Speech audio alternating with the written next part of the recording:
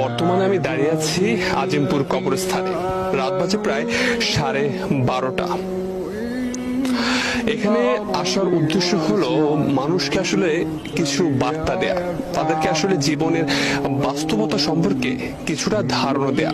ঢাকা শহরের ব্যস্ততার ভিড়ে আসলে আমরা অনেকে ভুলে যাই দিন শেষে আসলে আমাদের কোথায় যেতে হবে। আপনি যদি দেখেন এখানে প্রায় হাজার হাজার কবরস্থান রয়েছে। আমরা আসলে আপনাদেরকে একটু ঘুরে দেখাতে চাই জীবনের করুণ বাস্তবতা। দেখুন, পরিবেশটা দেখুন এবং এই কবরস্থানগুলোর দিকে একবার তাকান। এদের কিন্তু প্রিয় মানুষ ছিল, বন্ধু ছিল, কত আত্মীয় স্বজন ছিল, কিন্তু আজ দেখুন এই রাতের বেলা গভীর অন্ধকার, এদের পাশে কিন্তু কেউ নেই। আপনার বেলাও কিন্তু ঠিক একই ধরনেরই ঘটনা ঘটবে।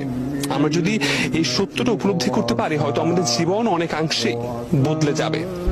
রাত গভীর হলে কবরস্থান যেন আরো নিস্তব্ধ হয়ে আসে। পুরো পরিবেশ স্মরণ করিয়ে দেয় সব রাস্তা একদিন এই নীরবতার দিকেই ফিরে আসে। অনেক তরুণের এই ভুল ধারণা রয়েছে তারা হয়তো মৃত্যু হলে মারা যাবেন, কিন্তু বাস্তবতা হলো আমরা কবরস্থানে এসে দেখতে পেয়েছি অনেক তরুণ কিন্তু এখানে ঘুমিয়ে আছে। তারা কিন্তু চলে গেছে পৃথিবী ছেড়ে। এবং আপনি দেখেন আমার সামনেই কিন্তু একটি কবর রয়েছে যেখানে আমাদের মতো তরুণী কিন্তু ঘুমিয়ে আছে চিরনিদ্রায়।